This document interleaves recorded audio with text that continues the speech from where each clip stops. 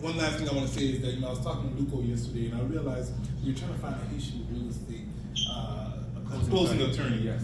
And we're still struggling with that. So it was an indicator, I told him, possibly an indicator that we still have a lot of work within our community, Haitian community, Black community, especially the fact that we have to try to find a closing attorney. That lets you know we still have a little ways in terms of making some progress here. But we're doing a good job, and that's important because whether you realize it or not, and Jerome probably said this a million times, real estate is the number one billionaire maker here in the United States. It's the wealth builder. It's really essentially, whether you realize it or not, the fabric of wealth within the United States.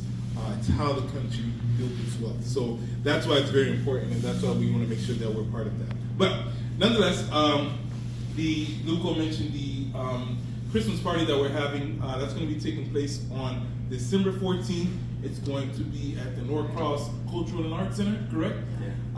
It's going to be a Clemas celebration and competition. So if you all like Clemas, make sure you come on out. You'll have an opportunity to taste different brands and vote. And of course, take a bottle home for yourselves and celebrate.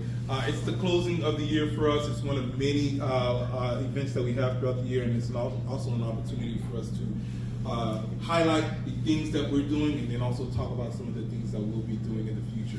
We have some big announcements that I won't say anything about because Jacques is going to keep cutting my head off every time I say anything about that. We'll wait to that day to talk about it. But for those of you who are not familiar with the Chamber, we are